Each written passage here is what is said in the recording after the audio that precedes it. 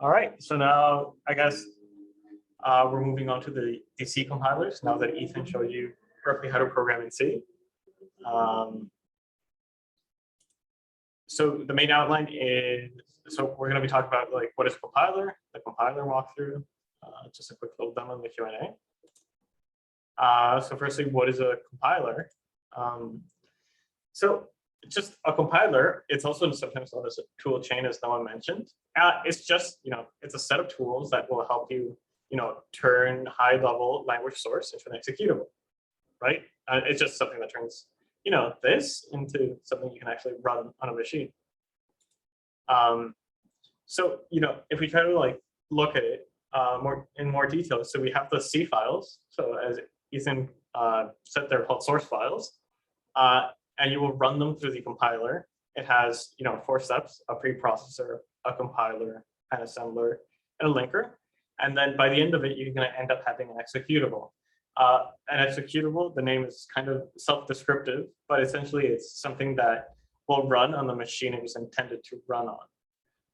So sure, depending on, the architecture that you compiled it for, if, for example, the TMS 570 is Big Indian. If we were to compile something that is Little Indian, the moment it runs on the TMS 570, even if it's ARM 32, it's just going to crash. So yeah, let's walk through all of them, and later on, if you want to see this in more detail, there's a cool little blog post I'm going to link over here. So the first stage, it's the preprocessor. So this just grabs, your source file, and will turn it into a translation unit, or TPU, I think, as Ethan mentioned. And essentially, all it does is it removes the comments, because comments are for humans, not for machines. It will include the header files. So actually, whenever you have, let's say you have, spi.h and spi.c, it's going to grab the header and put it in the source file. Not only that, it's going to add all the other includes, and it's going to replace macros and preprocessors definitions. Here's an example of a little function that uses a macro. You just have define hi as hello, and here I'm printing hi. After it's done with the preprocessor, it's going to have the contents of serial.h on top.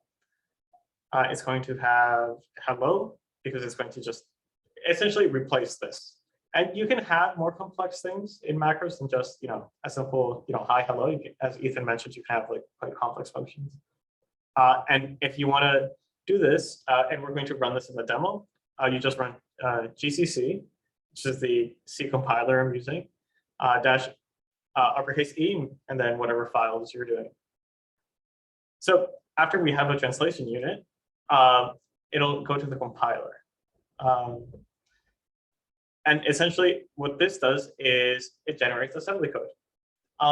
Roughly what assembly code is it's just code on the lowest level possible, I think, before it turns into bits.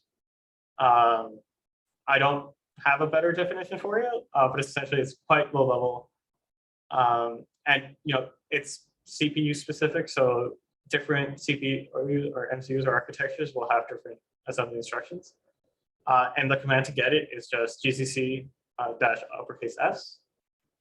So after we have some assembly code ready, made for our MCU or whatever chip we're running, it's time for the assembler. Now, what the assembler is going to do is it's going to grab our assembly code into object code. And object code is just a fancy word for it's input into binary. And you get it by using the -c. Yeah. And a note on it. Oh. Right. Yeah, as Noah mentioned, that is good to note. Every single line of each line of the assembly code is the instruction that is going to be ran on the CPU. So we have a CPU that is, we only have one core. So it's only going to do one thing at a time. It's going to do this first, and then it's going to do something else. It goes in order. So after we have the good old object code, the linker is going to grab the object code that you have. It could be one file, it can be multiple files. In our case, for the Eliaset repo, it's multiple C files. So the linker is going to grab all of them and chuck them into an executable / binary. And this just means that it's a single it's a single artifact that you'll be able to use to actually run in your computer. And all you have to do is just, without any special flags, gcc main.c. And if you add the -o flag, you're just naming the output. And just a note on the linker. So because it groups all of these different object code files, it's responsible for the ordering of it. So depending on what you do, it's going to map them in a different way. If you want to learn more about this, then I'm going to go into, there's a very detailed blog post, but roughly, so it archives the files from the compilation units that were referenced, and it's going to map them to different memory regions in a certain location with size and access rights. So essentially, it's going to grab each one of these files, and it's going to put them in a region of memory for the binary. And usually you don't care too much about this, but if you're working on something like a bootloader, as Noah was mentioning, this becomes quite important, where the position of anything, the position of something can really change. And not only that, something that is also very important is able to map a symbol. In this case, like this could be like a flag or a label into a memory location. So here's an example of a memory configuration where, for example, the flash starts at the lowest address, and this is the link. And the attribute, I think XR it's readable, but not writable. RAM is readable and writable, and you're able to see exactly how much flash you have, how much RAM you have in your program. So yeah, if we look at this linker file map, this is roughly what it's going to look like. So this is a little bit confusing to understand. You can see that there's a lot going on, but it's actually, once you look at it and you spend your time scrolling through it, it'll make a lot of sense. So this is essentially just looking at where you put everything in the compiled code. So text is just a thing to say compiled code.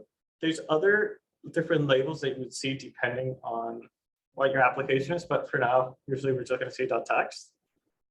The address is just where it's situated, and its size is how big this certain label is.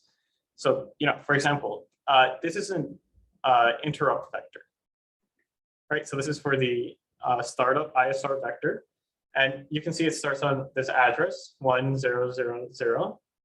and it's roughly 200 bytes long.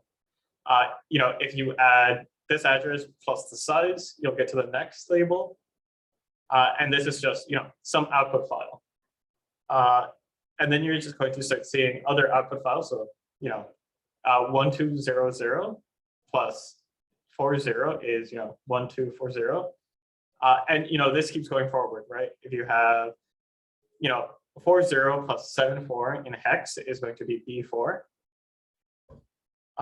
And you can start to construct and see where every single one of these files is, or I guess object files are. So in this case, we know exactly where the main startup is. So if we're making a bootloader and we say, okay, one of the things we have to do is trigger the start function, we know exactly where it would be situated. But again, this is very rarely you'll have to look into this, and when you do, there's a lot of resources online. Any questions on this or any of the items I mentioned before? Okay. And yeah, just as a note, if you want to view this map file, so this will always be generated by the compiler. So you'll always have this, but it won't always be visible to you. So if you want to make it visible to you, you have to use this command. Are those, so we got a question saying, are there multiple executables in the previous slide? I'm going to assume you're talking about this slide. Or, okay. So it's one executable that has different object files mapped to it.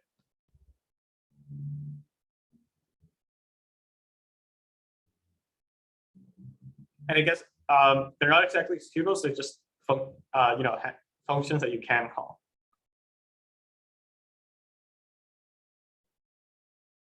Does that kind of answer your question, or did I misinterpret it?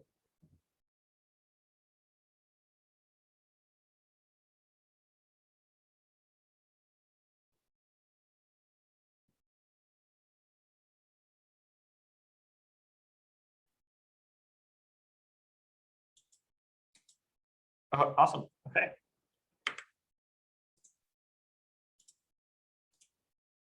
Yeah, and yeah, just to reiterate the importance of what Ethan was saying.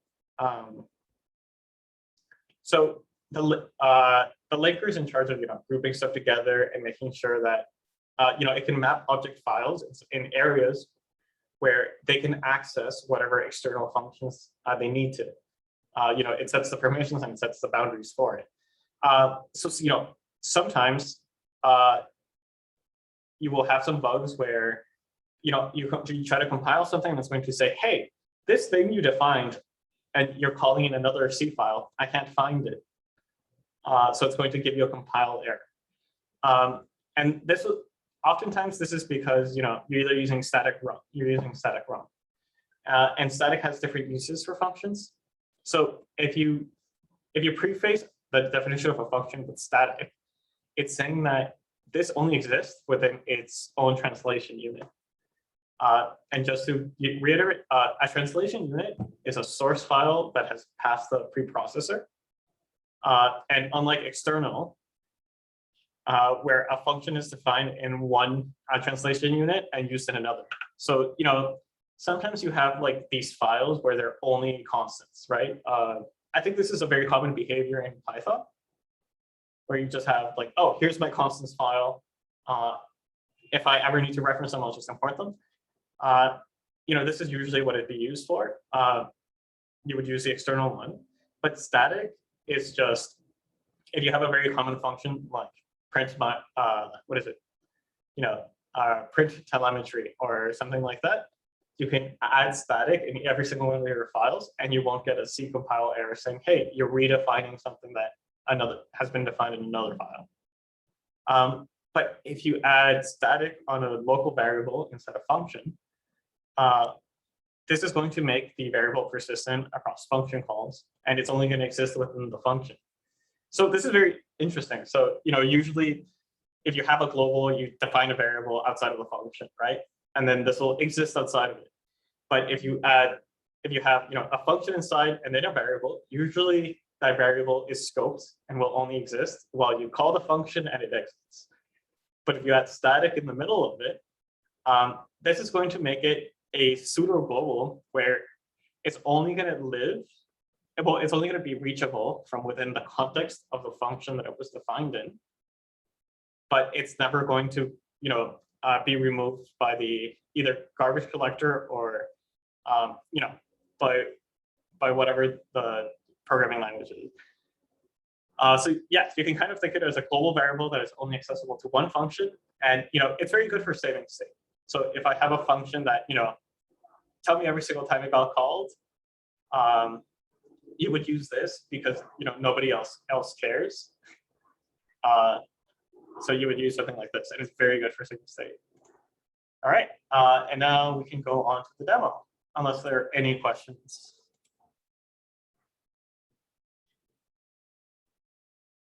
Okay.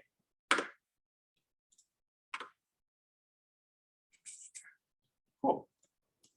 So I'm just going to walk you through each one of the steps, and you can feel free to interrupt me, and we're going to play around a little bit here. So I have this initial hello world. Sorry. So this is the hello world we've seen in the slides. Sorry, I'm just going to have a little water. it has a macro, a comment, and a main, and a little function, and we're including a header. So let's run it through the preprocessor. So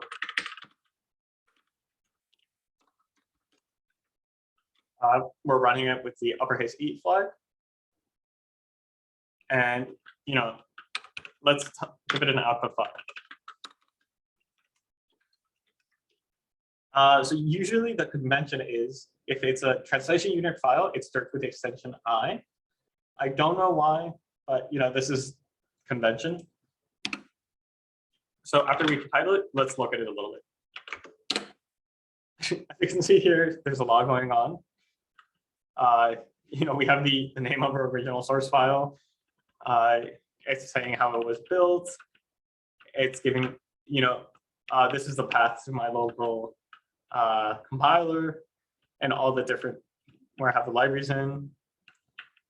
And yeah, this is just, sorry, this is either, stuff from my compiler or definitions that came from including standard in and out. And here we can look at all the kinds of things that are defined. So we were speaking earlier about, uint32. So let's look for it.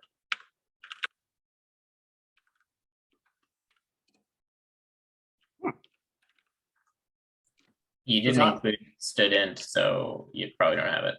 Yeah, that's true. You know what? Let's just do it to prove that it's doing it.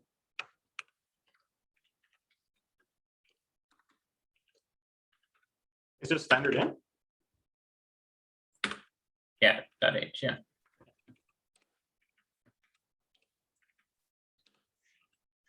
What?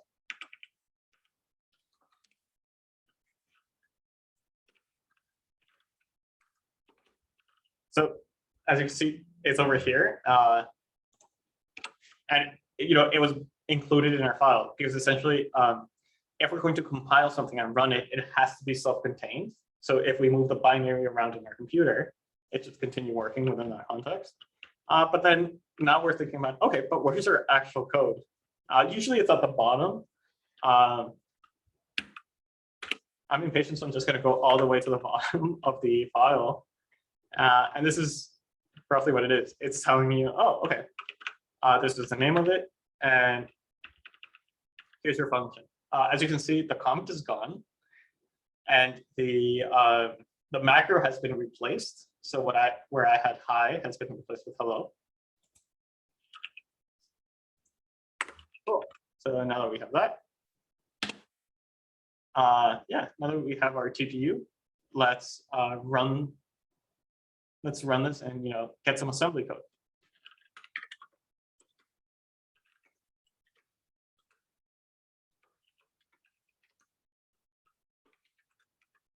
Okay, does anyone know what the termination of assembly code is?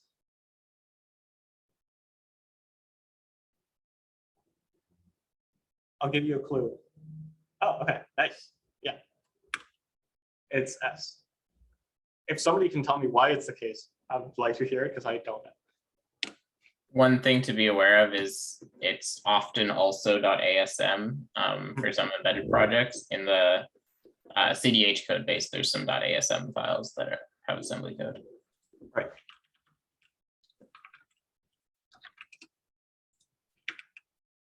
Yeah, I don't know too much about the distinction because it means something. The difference between S and ASM.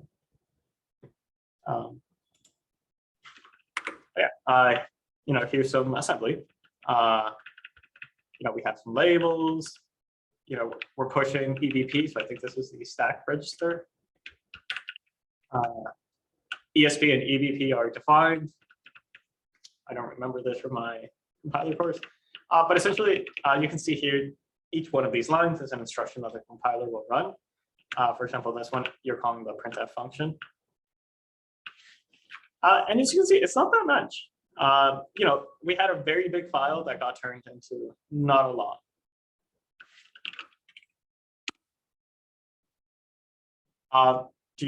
Does anyone know why it's so small?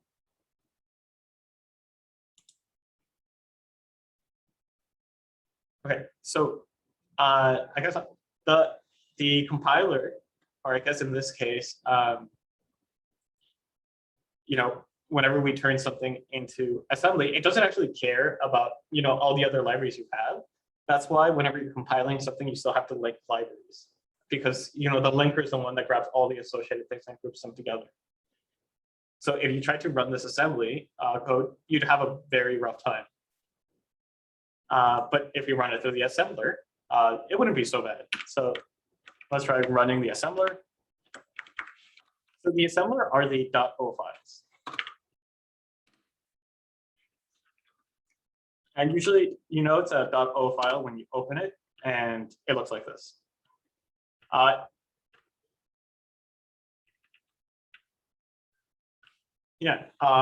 usually it looks like this because it's essentially just a bunch of binary that Vim is trying to understand and turn into English. So you can catch some main things here, hello, printf, main, but aside from that, it's illegible. It's just a weird mess.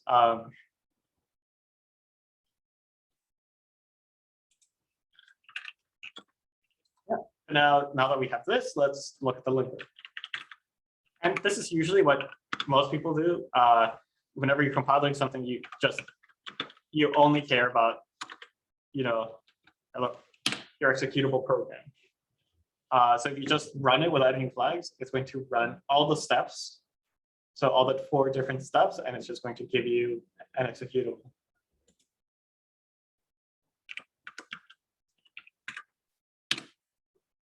So yeah, there we go. Those are all the different steps in the compiler.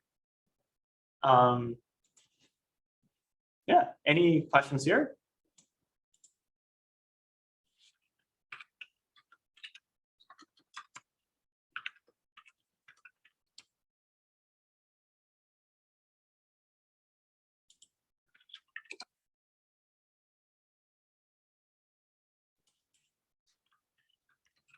Okay. Here, should we try something a little bit more complicated? Since we have a little, how much time do you have, Noah?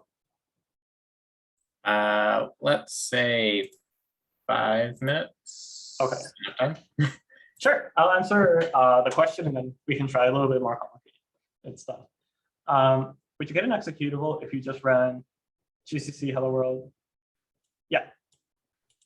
So if we just run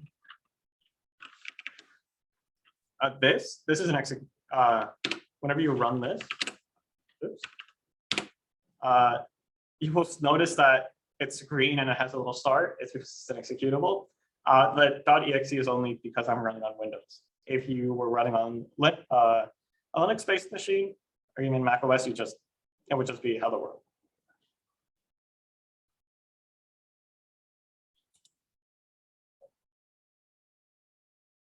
So if you have a C, just as this, if you run this, you will get an output file. The output file won't run.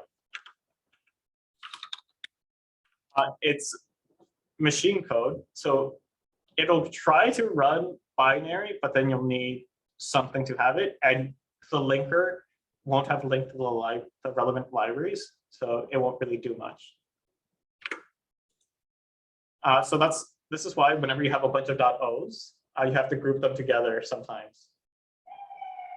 And another word for these are just artifacts, which are things that were created when you compiled something or you ran a program.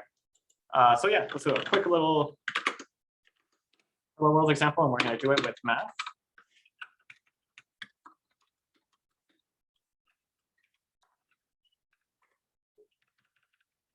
So yeah, we don't care about greeting people anymore. Let's just do something simple.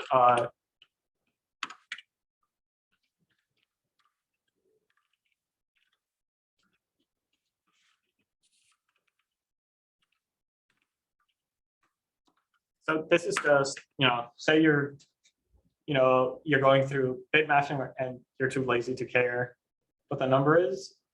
You don't know what 2 to the power of 4 is, so you're just going to have C do it for you. Noah pointed out that I'm missing a bracket. Okay, can someone tell me what stage of the compiler it would tell me that I'm missing a bracket? So if I run this,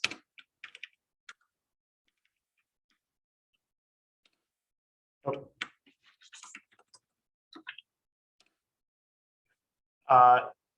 Any ideas?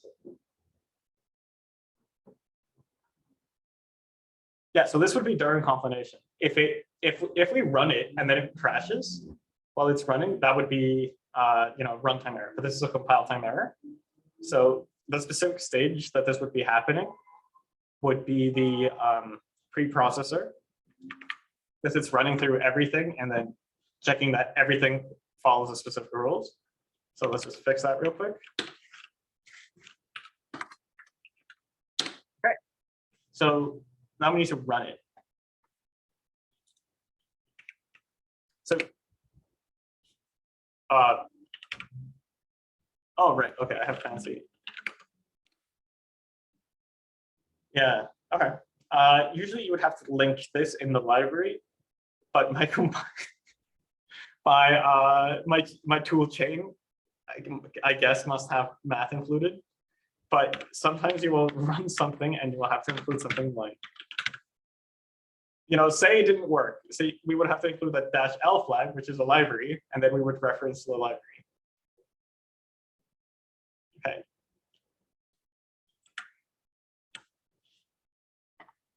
All right. Yeah. Any other questions on this?